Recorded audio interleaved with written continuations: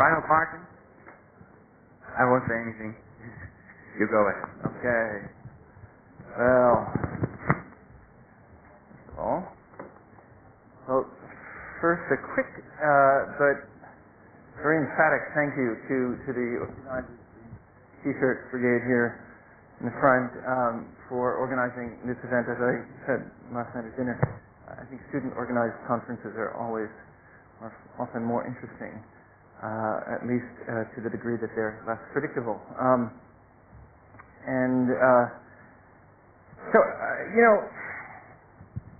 You probably know by now that the sort of official debate that this is supposed to be about is like a fake debate, and it's really not. It's like a debate about nothing.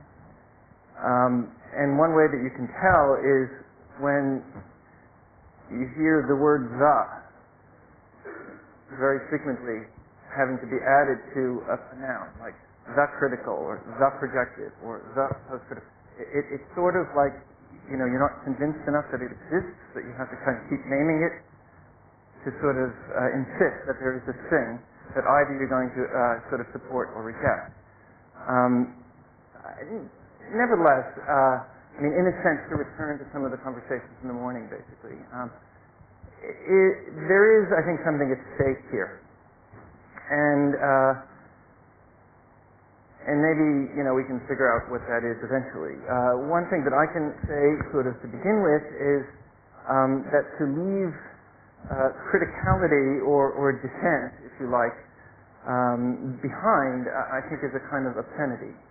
And I think that we sort of, many of us agree on that. It's sort of a little hard to tell, and maybe this is part of what we could figure out. But I think it's utterly obscene to sort of reject criticality as such in the name of some kind of blind affirmation. But I don't think that that's what's being said. Maybe it is. This is part of what I'm trying to figure out. Anyway, a question that nevertheless sort of remains, if you're willing to sort of sustain something like critique, is so what are you critical of? Like, critical of what? And I can answer that one very quickly and sort of obviously for you, and hopefully you can sort of see how this plays into what I'm talking about today. Critical of what? Well, the dead bodies, basically. It's the dead bodies, stupid. It's like all of those dead bodies around the world that kind of pile up under so-called late capitalism, which kill. Corporations kill. Empires kill. Right? So it's not about, whether or not I go to a shop and buy a kind of designer object or something like that. It's the fact that activity and that whole kind of so-called system or systems of systems that accumulate and that architecture participates in inevitably have as one of their very frequent end consequences death. So and which is a kind of paradox, because architecture, of course, is to some extent a kind of art of housing living bodies. But all I want to sort of add to the conversation today is just a kind of memory that those living bodies and all the wonderful kind of things that we can do to sort of provoke them remain haunted by dead bodies. So this is one reason that I've felt compelled to suggest that the question of utopia should be revisited, but in a kind of ghostly and sometimes counterintuitive way. So this is, I think, what a project looks like to many architects. It's an arrow that takes you from point A to point B, a projection or a projectile. And like any projectile, it's potentially dangerous, but also potentially liberating. It is linear, and like the linear perspective, or the kind of ammunition that was used in the First World War, that makes it possible, its epistemological origins lie in the European Renaissance. This is a different kind of project. Its origins lie in the mid to late 20th century. It's not exactly a circle, it's a feedback loop. A projectile with a feedback mechanism built in. It's certainly more dangerous than the older, more linear kinds of projects, but it can also be revolutionary. In any case, this is the kind of project I'm interested in. It's reflective, but only in a kind of extreme sense, where the critical distance implied by the word reflection, the older word reflection, is both collapsed and intensified into a kind of hall of mirrors, or a kind of endlessly kind of circulating reflexivity. Now, it's just always important to remember there are two kinds of feedback. Negative feedback, which constantly corrects the predetermined course, like with a guided missile, and positive feedback, which constantly throws the system off course, like the feedback you get in an audio system we've been getting online. In both cases, however, history is not something you leave behind. It's something to which you constantly return. Now, to the degree, therefore, that they encourage a certain self-reflection, many modernist projects are, of course, also somewhat famously reflective. In a sense, you could say that in modernism, critique sort of equals reflexivity. But relatively few turn reflexivity into a project in its own right, and fewer still risk throwing their own projections off course. There is at least one modernist project that does, however, Lissitzky's Crown, or Project for the Affirmation of the New. Now, this particular crown, if we can get rid of the antivirus, how are we doing? Should we undisable it? This is very nice. You can leave it there. It'll go. There we go. Thank you. It's always very nice when they help out like that. So this one, Project for the Affirmation of the New, this particular crown is sort of axiomatic. It records the principles that organize all the other ones in the series, multiple axes of projection, a non-Euclidean geometrical imagination, and a permanent oscillation of inside and outside. The space you see in each crown is contingent on your optical and geometrical assumptions, both conscious and unconscious, and you should sort of know this.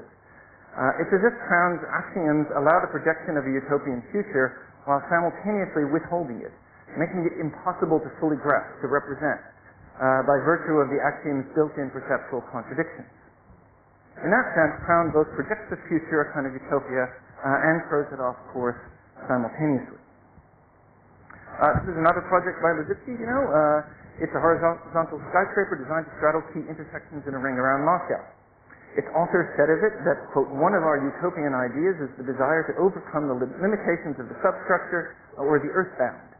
And like many of his more productivist colleagues, Lissitzky expected the new socialist order to be supported by new possibilities in the scientific organization of work and business, which would in turn be supported by buildings like this. It's an office building.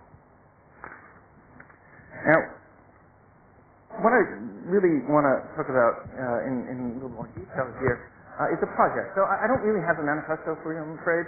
I don't have a policy paper, just a project, really in the form of a kind of story. This is the story. It's a diagram of the story. It's a book, actually, called Multinational City that my partner, Kadavri Bakshi, and I have been working on. And I'm going to just follow one of the loops, really, in there. There are three of them. You can see them. And to reinforce the more or less the sort of relentless parochialism of this so-called debate, I'm going to only speak about things American again. In fact, even restrict myself to a kind of report from New York. Now, Multinational City it's a kind of project that we do because we don't have time to build. There's a kind of urgency to our practice and to the kind of work we do individually. I think there's at least a sense that we have that causes us to just do things. And buildings, take time, and you've got to go chase after the clients and stuff like that. So we, at this point, have preferred to do this kind of work. Not to say that we would or wouldn't build, but just to remember that there are many things that are real. Now, MNC, multinational city, the word itself is a little bit out of sync because multinational city is actually, or multinational, it also means multinational corporation, MNC, in parts of the world that are really just now feeling the effects of corporate globalization. It's a kind of term that was used more frequently in the West in the 70s. So it's this kind of out of syncness that's of interest to us. So it means two things, multinational city, multinational corporation, which is in effect the city of corporate globalization. So the particular feedback loop or round trip through history that I'm going to take you on today begins and ends, sadly, with the World Trade Center. The site, I must say, of contemporary architecture's ongoing embarrassment, not to say catastrophe. The World Trade Center, however, was not in New York. Its roots extended far into the surrounding suburbs in the form of a continuous infrastructure in which thousands of commuters moved seamlessly, as you can see, this is down here, this is the elevator system. Thousands of commuters moved seamlessly from house to car to train to concourse to lobby to elevator to office and back again without having to go outside. The theory for all this was actually supplied by a group called the Regional Plan Association of New York in the form of a document titled Urban Design Manhattan, which was published shortly after the Twin Towers were designed. Disguised as a defense of the pedestrian, the plan actually proposed an amalgamation of Midtown and Downtown into a single multinodal so-called central business district organized around what they called access trees. This is from the late 60s. Infrastructural hubs located at major transit interchanges and channeled office workers through the circuitry of again, a kind of continuous interior. At the center of each cluster, sunken below the street, was an open-air mixing chamber. But this was no homecoming for the pedestrian, no return to the 19th century stroll along the boulevards. Since in the century that separated Charles Baudelaire's dandified perambulation from the white-collar conformism of this work, Urban Design Manhattan, and separated Parisian arcade from New York's access trees, the flaneur, Baudelaire's aimless urban wanderer, had in effect become a commuter. And the access tree was above all else a machine for commuting. A regional transportation system extrapolated into corridors and elevator banks that converted its inhabitants into abstract fluids pulsing through prescribed channels, like the equally abstract, equally fluid personages pulsing through the channels on the television sets that awaited them at home at the other end of their confinement. And like the television set, the mixing chamber was a valve. Through it, channels passed, their fluids flowing momentarily together and then separating again. Now, the bureaucrats at the RTA applied this arborescent tree-like model to the central business district with a case study in Midtown. They imagined a densification of Manhattan's west side equivalent to 66 additional Time Life buildings. That's the one back here. By the year 2000. And to illustrate this, these were drawn in a kind of repetitive gridded array worthy of Ludwig Hildesheimer on 33 blocks between 8th Avenue and 11th Avenue from 45th to 55th Street, with two 48-story Time Life buildings per block. But the RTA planners were quick to add that their diagrams should not be taken literally, warning that the Time Life module was merely representative and that future buildings would vary in size and location. What did the planners actually have in mind? Well, their accompanying diagram shows the Hildesheimer field converted into a cluster of access trees grown up around a multi-level mixing chamber at 10th Avenue and 42nd Street and connected to other similar clusters all around the central business district, around Penn Station, Grand Central, Rockefeller Center, other smaller ones scattered about. In this vision, this kind of hallucination, which was no more or less probable than the construction of 210-story towers downtown, the central business district had, of course, become a network. And this network was, in turn, organized by and, in fact, derived from an infrastructural diagram showing movement systems that connected the central business district to itself and to its periphery, to the suburbs, at a variety of scales and speeds. Pedestrians above and below grade, cross-town shuttles, subways, automobiles, commuter and regional rail lines, all supplemented by a kind of science fiction, hypothetical gravity vacuum tube underground transportation system. Now, the net result of all the networking was a displacement, a decentralization of the central business district, not only externally, but also internally. Now distributed into a system of linked up but separate centers with megastructural office complexes atop transportation hubs and shopping concourses, this imaginary central business district was both more and less dense at the same time.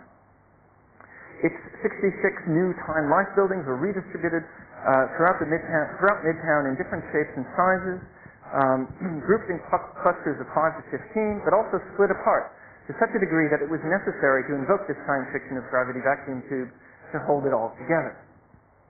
This is what networks do. They both connect and disperse at the same time. In fact, in the fertile imagination of the RPA bureaucrats, the central business district was spinning uncontrollably on its axis, sending parts of itself flying off into space centrifugally, even as it gathered itself together into ever tighter, ever denser concentrations centripetally. Now, the first thing to go with all the spinning was the ground itself. Here, you can almost hear the authors of this bureaucratic text crying out, all the windswept plazas past and present, including the World Trade Center itself, are to be swept up into this new vortex.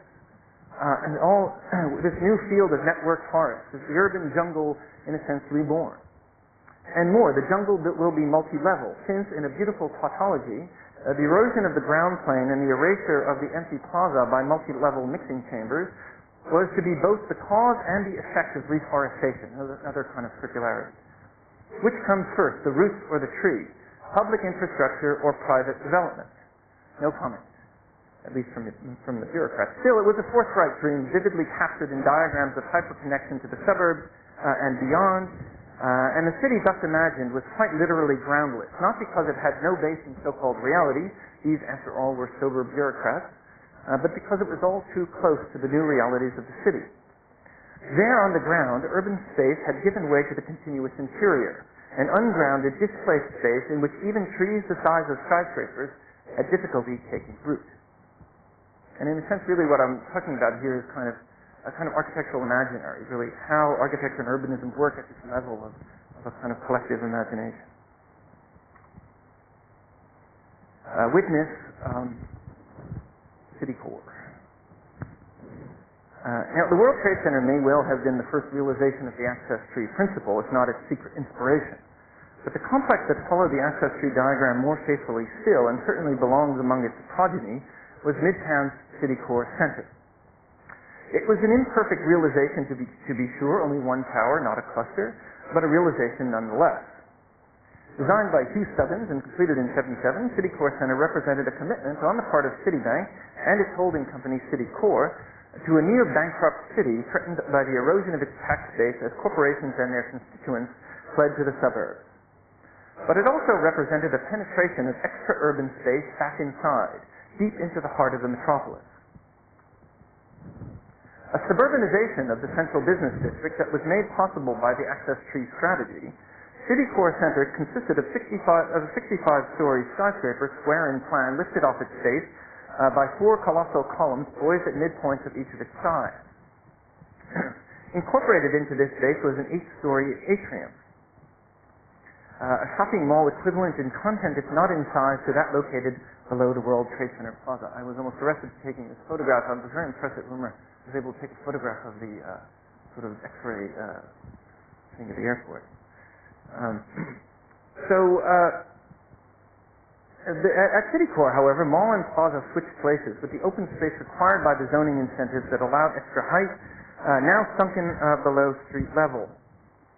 Through this, as it were, mixing chamber, a subway station poured its commuters, comes out from the doors over here,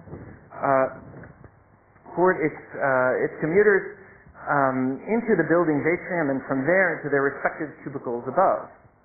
The continuous interior, which at the World Trade Center had left the plaza behind as a negative monument to an impossible collectivity, had now incorporated a fragment of the urban outside into itself. This incorporation was echoed by the ominous staircases leading down to the street, points of no return for the street-walking flaneur. Meanwhile, on the roof, pitched at 45 degrees towards the south, 100 units of residential condominiums were projected up here in a Manhattan-style version of terraced hilltop housing.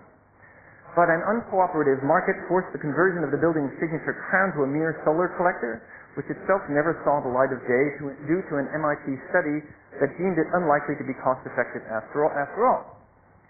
So City Core's slant, famous slant, which some have read in the tradition of 70s supergraphics as the peak of a giant number 1, turned out to be just as arbitrary as the signifiers floating in the form of dollar signs through the bank's global channels on a daily basis. Space age architecture, as architect Stubbins called it. City Core, which relocated to the new building, had been set up in 1961 as the first national city overseas investment corporation to accommodate the city bank's subsidiaries and affiliates overseas, which were managed on a country-by-country basis. During the late 1960s and 1970s, the bank also diversified its business into other investment arenas. Among these was real estate. And City Core Center itself was primarily a real estate investment that began with a secret, systematic acquisition of parcels comprising an entire urban block by a group called No Name Realty, an entity invented solely for the purpose of concealing the company's interest in the land to keep prices down. No Name Realty. Beginning, in fact, in late 1968, a year marked by international protests against an increasingly abstract, diversified, quote-unquote, system, Citibank formally abstracted itself into a diversified, decentralized system under what was known as matrix management. By the late 1960s, Citibank was doing business in dozens of countries, and its president and future CEO, Walter Wriston, had his eyes on an increasingly global financial market. Dissatisfied with the capacity of so-called relationship banking, or business relationships cultivated sort of face-to-face, to respond to such ambitions, Wriston sought the advice of the sort of famous management decentralization guru, Peter Drucker, who suggested decentralization. Drucker also suggested that Wriston hire the consulting firm of McKinsey & Company to obtain the same advice. Thus was born Citibank's matrix. You're seeing Citibank in the front and Citicore in the back. Citibank's matrix, a decentralized scheme in which the bank was reorganized into 6 business divisions: corporate, commercial, retail operations overseas, and investment management. And in the matrix, of course, there was movement. Movement of employees, managers, and capital across business sectors and across national borders. And so, even as Citibank, Citicore, sought to center itself in Midtown in New York's new central business district, it spun itself off locally and globally.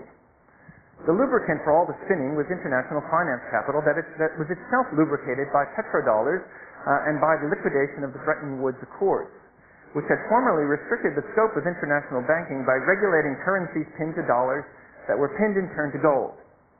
By all accounts, Citibank was first and most aggressive in accelerating this deregulation, embarking on a program of so-called third world lending that would lead eventually to a deadly debt crisis. This is some of the dead bodies, in which cities' rhizomatic as opposed to arborescent matrix-like overextensions would be shown to have been as much geopolitical as financial. But in the meantime, during the late 1970s, as it built its access trees in Midtown, Citibank, Citicore would proliferate across borders of all kinds, decentering and recentering around ever-mutating topologies, industry-related alliances, service to and competition with other multinationals, regional hegemonies and counter-hegemonies, and so on. So, in 1983, 3 towers could be seen rising on adjacent blocks on Madison Avenue, not far from Citicore, one avenue over. At 57th and Madison was the IBM building, designed by the modernist Edward Larrabee Barnes on the left. While across the street was, of course, the AT&T, there's IBM, AT&T building, designed by the postmodern Philip Johnson and completed in '84. This pairing repeated another earlier one when Eero Saarinen designed simultaneously 2 suburban laboratories for IBM. Here's the pairing for IBM and AT&T's research wing, Bell Labs. This building was amongst the first to incorporate what would eventually become the corporate atrium in the form of an X drawn across the plan, dividing it into quadrants while bringing the outside in the interest of a kind of programmed relaxation. But the apotheosis of the internalized atrium is arguably to be found on 42nd Street back in Manhattan in the Ford Foundation headquarters. Completed in '68, again, by Saarinen's successor firm, Kevin Roche, John Dinkeloo, the Ford Foundation housed a veritable forest designed by the landscape architect Dan Kiley, who had also consulted on Saarinen's efforts at Bell Labs. Meanwhile, on Madison Avenue, the reverse was happening. Skyscrapers were sprouting atriums on the outside.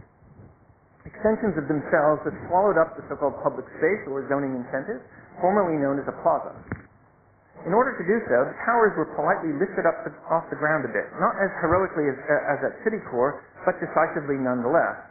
At IBM, you can see on the far right, a void was cut out of one corner, leaving the tower to cantilever perilously above, while AT&T perched itself atop an outsized classical colonnade. Slipped underneath and adjacent were two glass enclosures. At IBM, a bamboo-filled, triangulated winter garden, and at AT&T, a vaulted passage, overscaled to match the building's Chippendale top. So, where Citicorp sunk its plaza to bring it closer to the subway lines underneath, in the absence of infrastructure here, these other two monoliths internalized theirs, thus rehearsing the street-level defeat that had already occurred 2 decades ago in the string of empty plazas downtown, of which the World Trade Center was the last in the string. Also in '83, these two were joined by the Trump Tower, 1 block west, whose pseudo-gilded atrium, complete with waterfall, was linked mid-block with its more restrained neighbor at IBM. You can move from one atrium to the next. Thus, what the earlier sequence downtown of Chase Bank, Marine Midland, and World Trade Center, here you sort of see part of it, were to the plaza. Downtown, IBM, AT&T, and Trump were to the atrium uptown. The emptying sort of the continuous interior, which at Citicorp and at the World Trade Center could still be imagined as full of commuters circling to and fro. Without infrastructure, though, the bridges, tunnels, and subways that displaced the central business district, even as they supplied it with the requisite fluids, the corporate atrium could only replace access trees clustered outdoors, as foreseen by the earlier diagrams, with potted plants and furniture indoors. The Trump Tower took this one further step still by incorporating a triangular stand of trees into its cascading exterior terraces. But already at IBM, the access tree had become a stand of domesticated bamboo, while at AT&T it was cut off, cut down, and converted remorselessly into a giant grandfather clock. Still, perhaps, New York's most famous trees remain the 16 Washingtonia robusta palm trees from the Mojave Desert, embedded in the marble floor at Caesar Pelle's World Financial Center atrium. Officially called the Winter Garden, it is the symbolic part of Lower Manhattan's most complete piece of suburbia, Battery Park City. Pelle had established his atrium building credentials as early as 1977, when he successfully converted the Museum of Modern Art into a faux suburban shopping mall with an income-generating residential tower above. Begun in 1981 and completed in 1988, the World Financial Center was a collaboration between Pelle, various executive architects, and the landscape firm of M. Paul Friedberg and Associates, as well as the client Olympia and York Equity Corporation. It consisted of four towers ranging from 33 to 54 stories, arrayed around glass, steel, marble, and palm atrium. Each tower was given a different distinctive top. As you can see, north to south ziggurat, pyramid, hemisphere, and truncated pyramid, each like its tower a little squat. Hovering immediately above and behind them was the World Trade Center. The World Financial Center complex was built on 13 acres of landfill and housed a total of 6.5 million square feet of space, 6 million of it office, and the rest retail and public. Olympia and York invested $1.2 billion in the project, $1.2 billion, having overextended itself, however, in its enthusiasm for post-urban, postmodern waterfront developments with further adventures at London's Canary Wharf and elsewhere. Olympia and York paid the price with a monumental restructuring in 1992 that reinvented the firm under the reassuring name of Brookfield Financial Properties. Still, the World Financial Center, and in particular the Winter Garden, had become lodged so deeply in the imaginary landscape that is called New York that the first piece of architecture to be rebuilt, uncannily, literally, faithfully, following the events of September 11, 2001, was Pelle's atrium. Here being rebuilt, and here in its wonderful restoration. On that day, September 11th, as the Twin Towers were falling downtown, two other towers were rising uptown.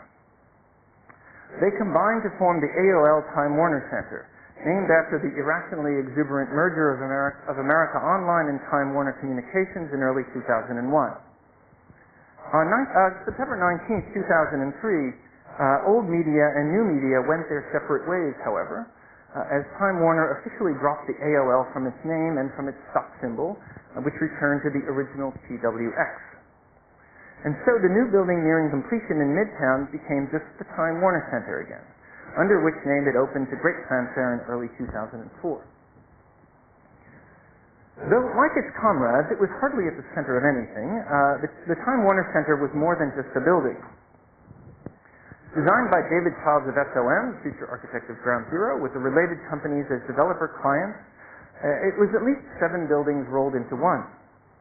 Each of its 2 angular glass towers contained multiple functions served by multiple lobbies and multiple elevator banks. Luxury high-rise living sat atop a luxury hotel, which in turn sat atop a speculative office building. Residential condominiums were crossed with Time Warner's new headquarters, and below, this is the headquarters lobby, below in the 6-story base cut out of the towers, out of which the tower sprang, was an arching interior street, a shopping mall. The Time Warner Center's near invisible glass atrium, with a kind of special glass by Jamie Carpenter, very nice, opened the atrium mall's interior plaza to the renovated Columbus Circle outside, and onto a vista that also took in Mayor Mike Bloomberg's corporate tower designed by Telly a few blocks further east on 59th Street. Inside the Time Warner Center, it was abundantly clear that the relaxed shoppers passing casually through were, properly speaking, no longer in Manhattan. But neither were they in the anesthetic suburbs. They were, as the saying goes, in their own world, rootless. Like the signs drifting across the building's street facades, inside and out, they floated, as did the building itself, despite architectural efforts to anchor it to a non-existent context by way of a street wall clad in wafer-thin slabs of granite. What's more, the Time Warner Center decisively cut off the roots of the access tree that was envisioned for the same site by the RPA planners 25 years earlier. Community protests that had caused the project to be scaled down since its initial conception in 1985, to the extent that the sort of shrunken complex, irony of ironies, was no longer subject to the requirement that the builders give back something to the general public in the form of a renovated subway station immediately below in the tradition of the access tree. So it's completely cut off from the subway. This, in the end, was not a building designed for those who ride the subway. So, even more than its predecessor, the World Trade Center, which literally floated on the banks of the Hudson River in a structural bathtub, the Time Warner Center was a boat set adrift on the global seas. Below it lay what was left of the old city. While on this boat was, in theory, an entire world, the entire world, a perfect Noah's Ark of hermetically sealed, living, working, leisure, and circulation, all tangled up and wrapped in a glass can outside and a multicolored themed environment inside. Conceivably, a new race of multi-ethnic, globe-trotting condo owners could now stay at home, content to procreate upstairs and sustain themselves downstairs, moving in a continuous closed loop from elevator to elevator along the way, a suburban commute in microcosm.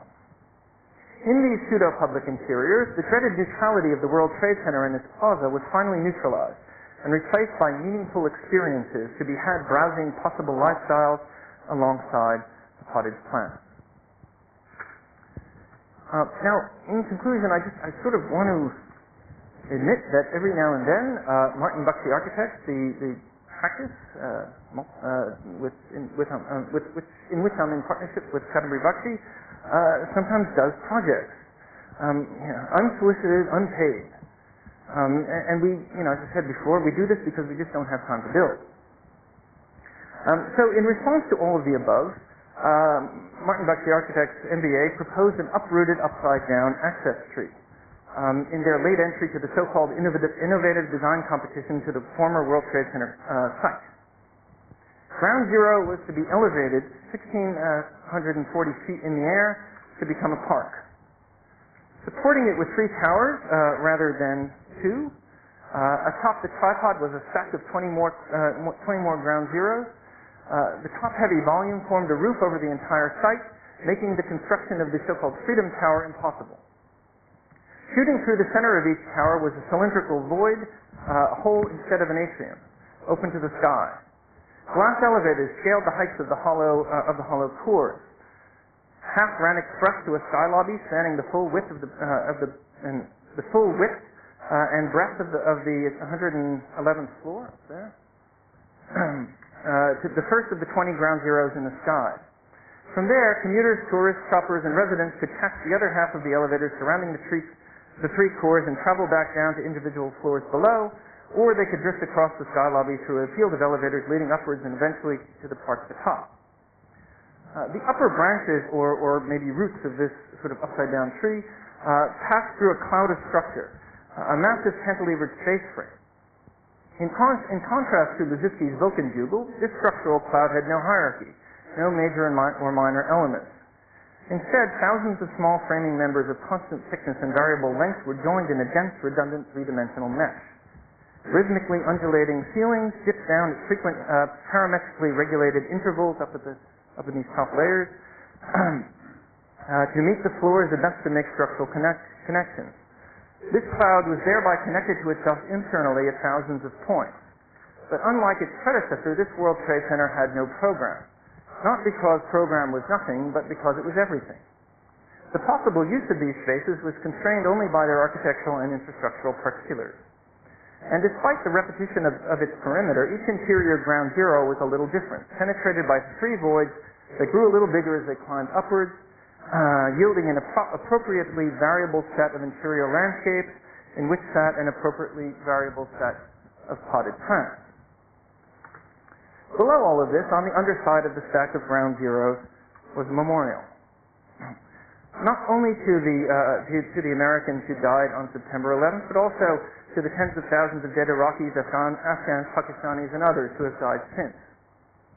It consisted simply of the two original tower footprints projected upwards into the volume looming above, forming two upside-down voids.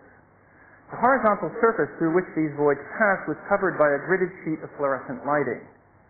Thus, pedestrians stranded in the abject theme park formerly known as Lower Manhattan could gaze upward at ground zero, reflected in a glowing, luminous ceiling with two black holes where Twin Towers used to be, and remember a better future.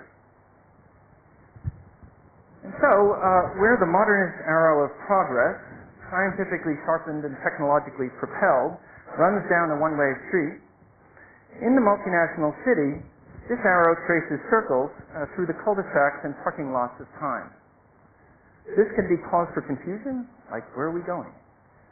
Hope, where are we going? Or dismay, where are we going? But in all cases, the answer is never as certain as nowhere. Since the encompassing vastness of the multinational city spells history's untimely, ghostly recurrence ever anew, we're going to where we have just been, but in another place and another time.